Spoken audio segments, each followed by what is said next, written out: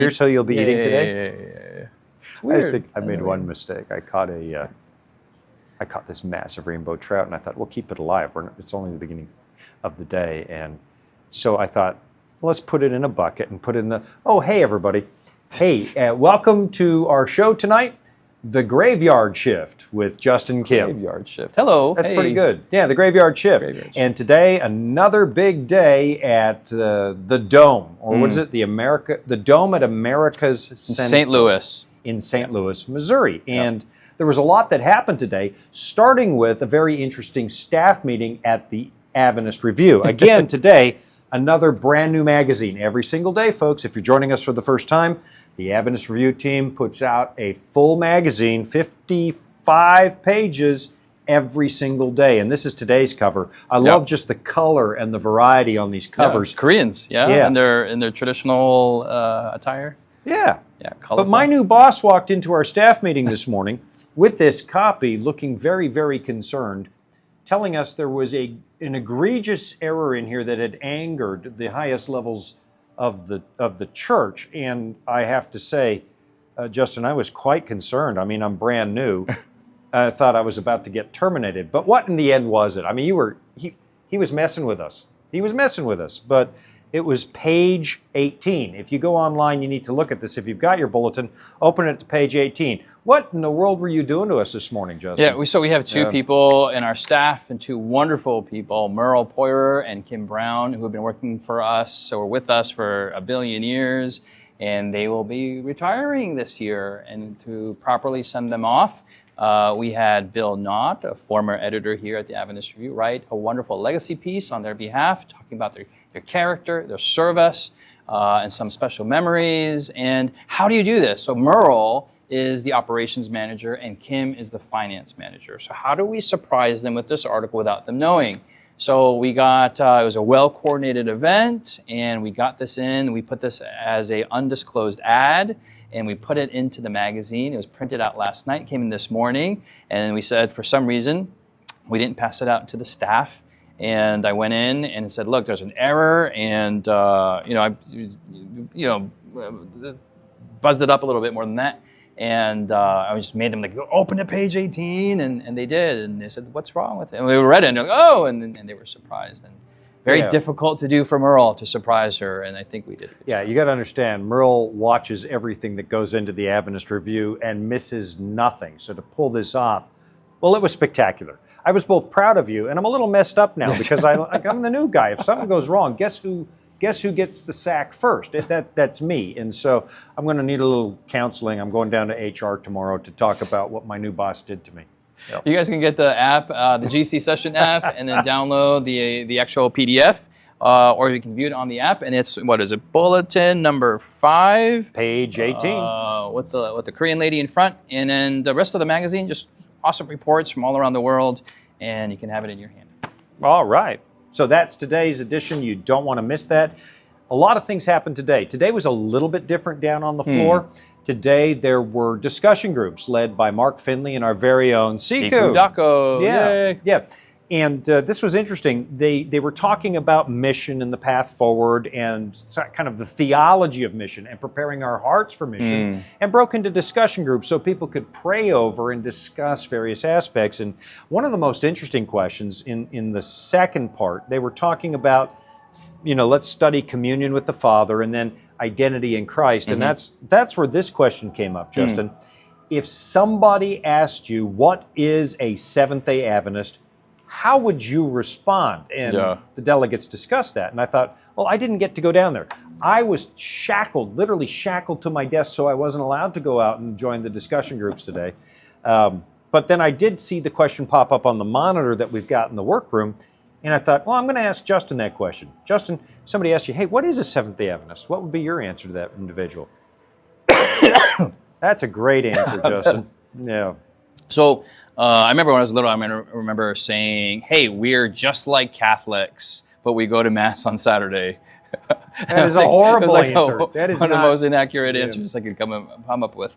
Later on, I find that when I'm on airplanes or people asking, what do you do? I say I'm a Seventh-day Adventist pastor. You get that weird, and then they do that.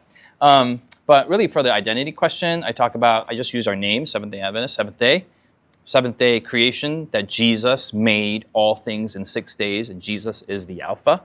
And then I go to the Adventist, that the second Advent is happening, will happen, where Jesus comes the second time, and Jesus is the end. He's the Omega. So Jesus is all things in the beginning, Jesus is all things at the end, and we are people in the middle who are just waiting in the tension between the two until Jesus returns. Wow. And it's kind of a comprehensive, Jesus-focused answer that really lets Seventh-day Adventists kind of sink into them, rather than saying, oh, we don't eat pork and we go to church on Saturday, which doesn't really say much. Wait, we don't eat pork?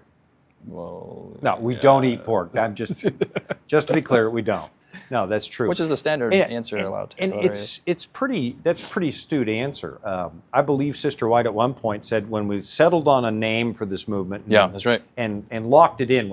I don't know if that happened in 1863 when we formally formed, maybe, but she said it also creates conviction. And I found this over the years. You say Seventh-day Adventist, and if somebody has any Christian background, they'll pause for a couple of heartbeats, and then sometimes they get, does it really matter which day we worship on? It's amazing how that works. She kind of confirmed it. And for me, when somebody says, what is a Seventh-day Adventist? Yeah, what do you say? I lean toward reflecting the question back to them, and I say, well, you know, I've been one for years, and I'm happy to answer, but before I do, what do you think it is? What do you think when you hear that term? What do you think we are? And then I kind of get an idea of whether or not they've ever heard of us. Okay, that's cool. And if they have, was it good? Was it negative? Yeah. You know, those So types they'll of things. either say like vegetarian, blue zone. I get a lot of vegetarian. Or, hey, you guys are the Jehovah's Witnesses, or the LDS, or... Well, yeah, LDS. I get a lot of, hey, well, you're the Mormons then, right? I said, no, we're SDA, they're LDS. Yeah. You know, we only share 2 letters and in a different order. And a little humor goes a long ways on the airplane when you're discussing it. Sure. And then I'll say, look, and I try and probe because they'll usually reveal what it is, what their background is. And they might be an atheist. Well, that's an open slate. I love talking to atheists. You can just get really blunt really fast. If they're Baptists, I'll say, well, we got a lot in common with you. The Bible is our standard. We believe in salvation through Christ alone. And I stress first, because we've been counseled too, to start with the things we have in common. Yeah. You know, agree with people wherever you can consistently do so. Yeah. And then I'll say, you know, where you'd find a key difference is we're in church on Saturday, because that's in the name as well. And I'll highlight, hey, we believe that Christ is coming soon. And even though a lot of, in the West anyway, here in America, a lot of people would say, you know, they get into the dispensationalist thing, oh, you believe in the rapture and so on. And again, I stay with no, I'm excited. We also believe Jesus is coming soon, and keep it on the affirmative.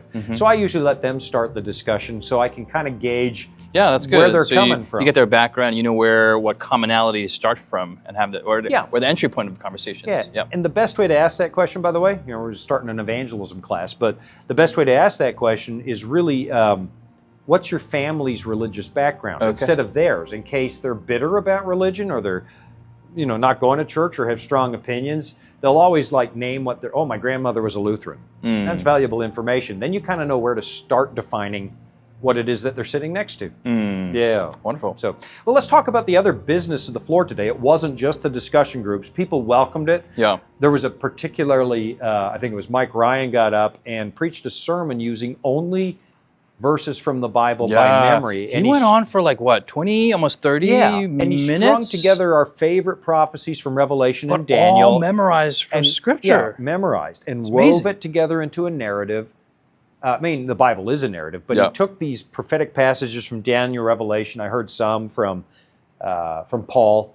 And he strung them together in a prophetic narrative about last day events and the soon coming of Christ. And I really liked it. I just really, really liked it. There's a PowerPoint presentation that complemented it. It wasn't just going through the slides, but it was timed out, and it was something different. It wasn't a normal GC session kind of programming. No, it was different. I really liked it. There was kind of this kind of almost reverent hush that went over the crowd, and they were quiet, and they were all kind of leaning in, listening in. Yeah. Because in the beginning, you're like, why is he just kind of quoting and reading Bible verses? And then you realize he's not reading them. Yeah. There's no teleprompter, and the whole thing. I mean, the longer he's going, you're like, this is all from memory. Yeah. And not to point to a human being, but it is incredible. It's incredible what happens when the Word of God is in your mind and he did a really nice job. He did. You can find, I'm sure you'll find that online. Look for Mike Ryan's sermon on July the 9th, and you'll like that. And again, the nominating committee came back, and it was a massive report. So we're not going to read all the way through the report, but what was the business of the day for the nominating committee? What did they come back with? So the associate director heads, the associate directors of all the departments in the GC were voted and accepted, and there was a lot of them. What was very interesting, there was some departments that had new associates altogether. Pretty well represented around the world, and some parts of the world more than others. We did see Western Africa had a large representation overall. That's right. But there's a lot of new names that came up, and there was a lot of surprising names too. Yeah. So we see a new leadership, new up at the executive level, but also in the associate level. Yeah, a few signs of reorganization, kind of, and so that's curious to me. I'm new. I mean, you could reorganize, and I wouldn't know. I've only been in the building for a month, but you haven't been in the building. Oh, you've been in the building. No, I've been in the building. No, he thinks I don't go to work. The truth is, guess who wasn't in the building for the last month? I haven't been in the building. Yeah. He hires me, and he's not there. And so, or he was napping under his desk, something like that. Yeah. But you can find all the names. It took a long time to read through the report today, but you can find it if you'd like to watch it. It took quite a while to read through it because we covered a lot of ground today. But I know you can get on the app. Is it posted on the app? I know you can find it on YouTube. Look for afternoon session, July 9, General Conference Session 2025. Put that all in there. There are other groups that call their meeting a general conference session. I believe the Mormons do, the LDS. Oh, do they? Call theirs a general conference, I believe. And so put in Adventist, and then you won't land on the wrong general conference session. But again, a lot of evidence. Again, what I found, the votes were very overwhelmingly in favor. There's a lot of unity here. And again, not in favor because of collusion. I know somebody left a comment on one of our things. Oh, no, it's not a democratic process. Oh, yeah. Yes, it is. Yes, it is. It is. Not liking the outcome doesn't mean it wasn't democratic. That's not, That's right. You can get all those reports, and it moves forward. There's some more reports, I believe, coming tomorrow. Those poor nominating committee people, last night I said, Justin's a hostage.